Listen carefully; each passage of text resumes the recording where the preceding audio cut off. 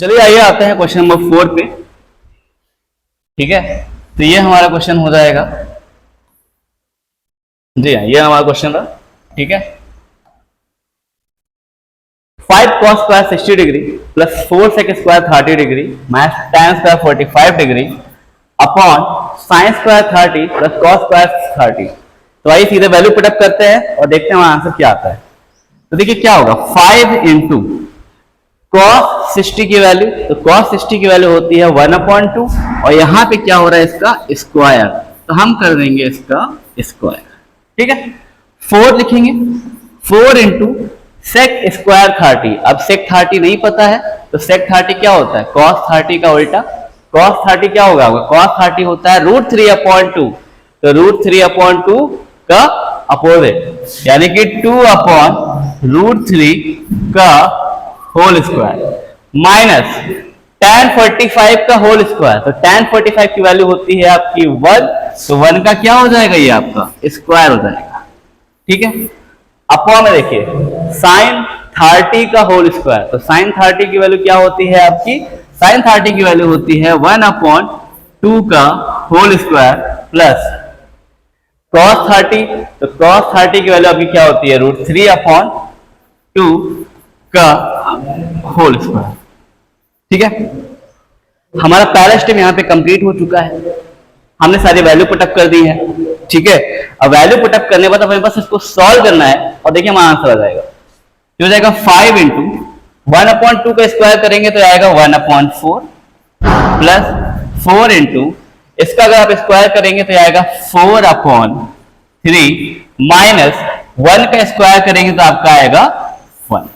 ठीक, 1/2 का स्क्वायर करेंगे तो आएगा 1/4 प्लस इसका अगर आप स्क्वायर करेंगे तो ये आएगा आपका 3/4। ठीक है, इसको आइए थोड़ा सॉल्व कर लेते हैं। तो यहां पे देखिए आपके पास क्या आएगा, 5/4 प्लस ये आपका बन जाएगा 4 हो जाए 16/3 माइनस 1 अपॉन नीचे आपको क्या बन जाएगा, देखिए बेस सेम है तो ये बन जाएगा 3 + 1 4/4। ठीक है, जो कि कैंसिल आउट होके आएगा 1, यानी आपका डिनोमिनेटर हो गया फिनिश, नीचे कोई बचा ही नहीं। ऊपर अगर आप देखें तो यहां पे आप ले सकते हैं इनका एलसीएम, जो कि आएगा 4 × 3 = 12 और ये हो जाएगा 3 × 5 = 15 प्लस 16 × 4 हो जाएगा 64 और यहाँ पे -1। इन दोनों को अगर हम ऐड कर दें तो 5 + 4 कितना हो जाएगा 9, 6 1 हो जाएगा 7, 79/12 -1। अब 79 से आप 12 को माइनस कर दीजिए। ठीक है, तो ये हो जाएगा 9 में से 2 गया, आपके पास बचेगा कितना 7 और 7 से 1 गया कितना बचेगा 6। 67/12 is the final answer of this question. यानी इसका आंसर क्या आएगा आपका 67/12 आएगा जब आप इसे सॉल्व करेंगे पूरा। ठीक, तो ये हमारा 5वां पार्ट भी हो गया है। अब इसके बाद क्वेश्चन नंबर 2 की ओर बढ़ते हैं, जो कि थोड़ा सा ऑप्शनल है, तो इसको हम ऑप्शनल तरीके से भी करने की कोशिश करेंगे। तो आइए आगे बढ़ा जाए। ठीक, क्वेश्चन नंबर 2 देखिए, जिसमें है choose the correct option and justify your choice. Optional question भी आपके एग्जाम में बहुत पूछे जाते हैं और इस चैप्टर से सबसे ज्यादा प्रोबेबिलिटी है कि उसके आपके चांसेस आएंगे। ठीक है, पहला पार्ट है 2 tan 30 degree upon 1 + tan square 30 degree. पहला तरीका तो ये है कि आप सीधे से वैल्यू पुटअप करिए, सॉल्व करिए, आपका आंसर आ जाएगा। या फिर आपको पता होगा कि ये tan 2a का फॉर्मूला होता है। क्या होता है ये, 2 tan a upon 1 + 1 - tan square है। अब ये 1 माइनस वाला है, अगर यहां पे प्लस लगा होता है तो जाहिर सी बात ये फॉर्मूला किसका हो जाता है, sin 2a का। तो अगर sin 2a का सीधा सा फॉर्मूला है तो आप देख सकते हैं a की वैल्यू क्या है आपकी, a की वैल्यू है आपकी 30 डिग्री। तो आपको कुछ नहीं करना है, आपको बस इसमें यहां पे वैल्यू पुटअप कर देनी है। sin 2 × क्या हो जाएगा आपका 30, तो sin 2 × 30 हो जाएगा sin 60 डिग्री, मतलब ऑप्शन नंबर ए।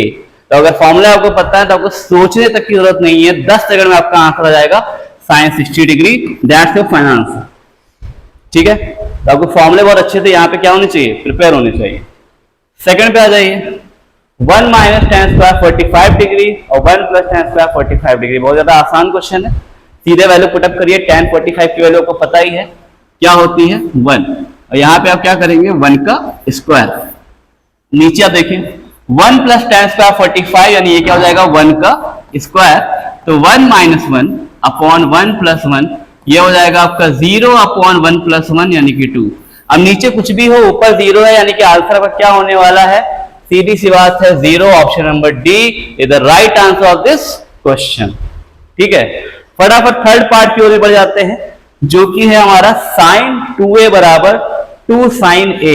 इन्होंने कहा अगर ये ट्रू है तब जब a बराबर क्या होना चाहिए, तो फटाफट आप ऑप्शन रखकर चेक कर लीजिए। 30 और 45 के होने के चांसेस बिल्कुल भी नहीं है, 60 भी नहीं हो सकता। ऑप्शन नंबर ए चेक करिए तुरंत। साइन 2a, अगर a की जगह पे आप 0 रख दें तो 2 इंटू 0 ये क्या बनेगा साइन 0 बनेगा, और आपको पता है साइन 0 की वैल्यू क्या होती है 0 होती है। ऐसे अगर आप राइट साइड में भी a की जगह पे क्या रखेंगे 0 रख देंगे तो यहां पर क्या आएगा a की जगह पे आप 0 वैल्यू पुटअप कर देंगे तो ये हो जाएगा साइन 0 की वैल्यू हो जाएगी 0, यानी 2 इंटू 0 क्या आएगा आपका 0। तो देख सकते हैं लेफ्ट हैंड में भी आपका 0 आ रहा है, राइट हैंड में भी 0 आ रहा है, मतलब option number A is correct. ठीक, ऑप्शन नंबर ए आपका क्या हो जाएगा सही हो जाएगा। मतलब आप अपने क्वेश्चन को ऑप्शन से भी क्या कर सकते हैं वेरीफाई करके भी चेक कर सकते हैं। It is so easy.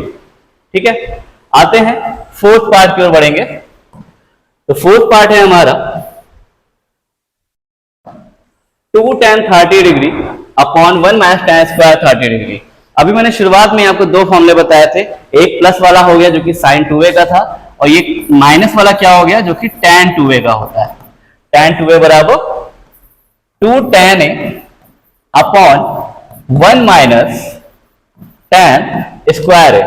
तो आपको a पता है क्या है, a है आपका 30 डिग्री, तो आपको सोचना बिल्कुल नहीं है, आपको बस लिखना है tan 2 इंटू क्या लिखना है 30, तो ये क्या हो जाएगा tan 60 आ जाएगा, और tan 60 की वैल्यू आपको यहाँ पे वैल्यू भी मिल सकती है। फिलहाल आपको tan 60 ऑप्शन नंबर सी पूरा पूरा दिख रहा है, तो यही हमारा क्या हो जाएगा फाइनल आंसर हो जाएगा। tan 60 degree is the answer of the fourth part of this given question. ठीक है, बढ़ते हैं क्वेश्चन नंबर 3 की ओर। ठीक है, क्वेश्चन नंबर 3 की ओर हम लोग बढ़ेंगे। क्वेश्चन नंबर 3 है, अगर tan a प्लस b बराबर √3 और tan a माइनस b बराबर 1 अपॉन √3। काफी ज्यादा इंपॉर्टेंट क्वेश्चन है, नॉर्मली हर एग्जाम में ये पूछा जाता है, अभी प्रीवियस ईयर क्वेश्चन पेपर में भी ये आ चुका है, और ये एक तरीके से लीनियर इक्वेशन का भी पार्ट बनता है। तो देखिए क्या करना है, कुछ सोचना नहीं है, कुछ पैनिक नहीं होना है, बहुत ही ईजी है। tan a plus b is equal to आपको दिया गया है √3।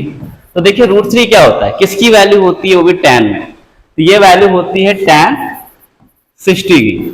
ठीक, तो tan से tan कैंसिल आउट कर दिया, a प्लस b बराबर क्या आया आपका 60 डिग्री आ गया। ठीक, ऐसे ही दूसरी भी निकाल लेंगे, और tan a माइनस b बराबर क्या है 1 अपॉन √3, ये किसकी वैल्यू होती है tan 30 की होती है, तो tan से tan कैंसिल आउट, तो a माइनस b क्या आ गया आपका 30 डिग्री।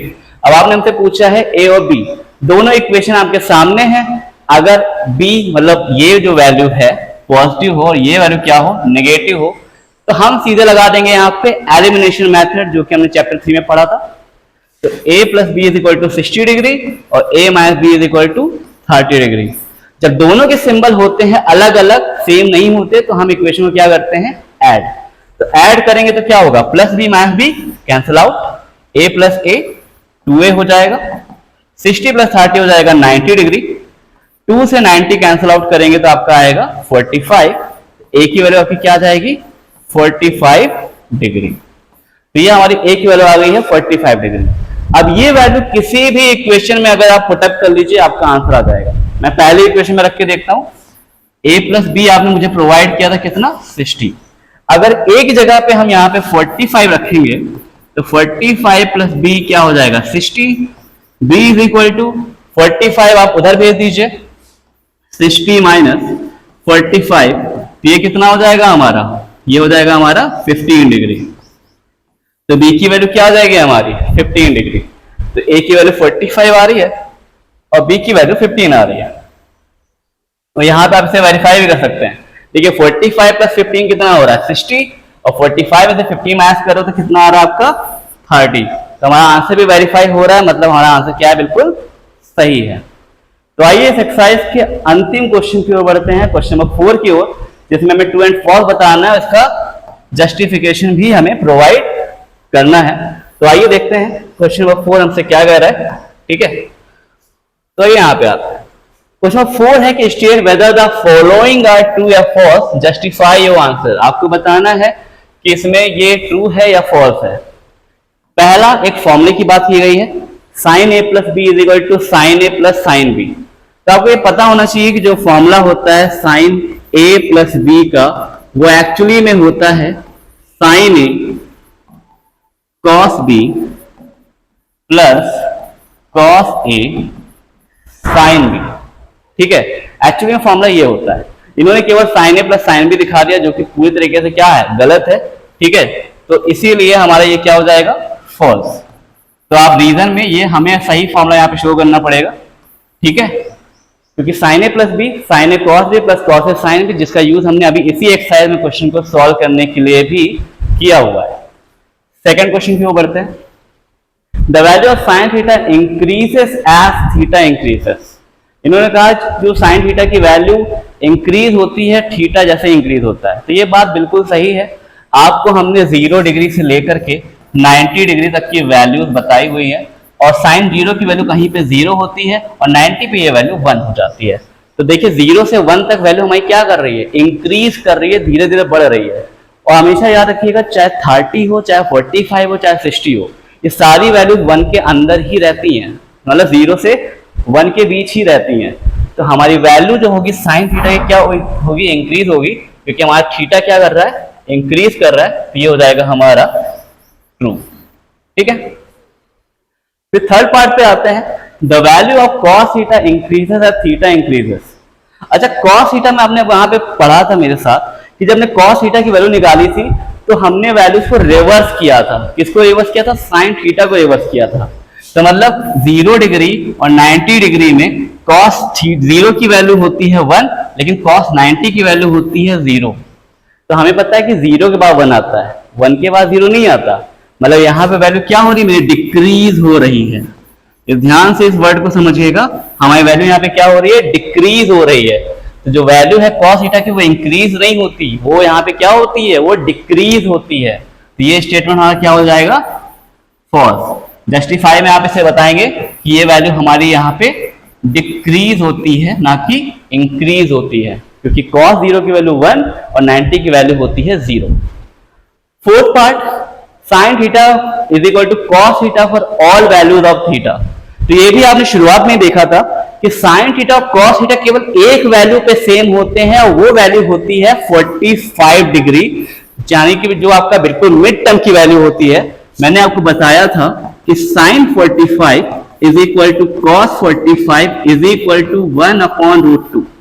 बाकी किसी पर भी इनकी वैल्यू सेम नहीं होगी। तो sine theta is equal to cos theta केवल 45 पर ही ये सेम होते हैं, ना कि ऑल वैल्यूज पे। तो यहाँ पे ऑल बिल्कुल भी सही नहीं है, ये क्या हो जाएगा, फॉल्स। जस्टिफिकेशन में आपसे बताओगे कि केवल 45 डिग्री पर ही इनकी वैल्यू क्या होती है, सेम होती है, बाकी पे नहीं होती है। इन्होंने कहा cot A is not defined for A is equal to 0। तो cot A की वैल्यू क्या होगी, नॉट डिफाइन होगी। तो यहां पे देखते हैं, चेक करते हैं कि क्या cot A की वैल्यू, यानी अगर cot 0 है उसकी वैल्यू क्या होती है। अगर आपको cot 0 नहीं पता है तो जाहिर सी बात आप क्या कर सकते हो, 1/tan 0 कर सकते हो, और tan 0 की वैल्यू आपकी होती है 0 होती है, यानी 1/0 आएगा, और 1/0 मतलब आपका डिनोमिनेटर में अगर 0 आ रहा है, इसका मतलब है कि ये वैल्यू हो जाएगी इनफिनाइट, मतलब नॉट डिफाइंड। यानी कि यस, हम ये कह सकते हैं कि हमारी cot A की वैल्यू क्या होगी, नॉट डिफाइन होगी, इट इज ट्रू। तो बच्चों ये हमारी एक्सरसाइज कंप्लीट हो चुकी है। अगली एक्सरसाइज और अगले क्वेश्चन हम करेंगे अगले सेशन में। तब तक के लिए थैंक यू वेरी मच।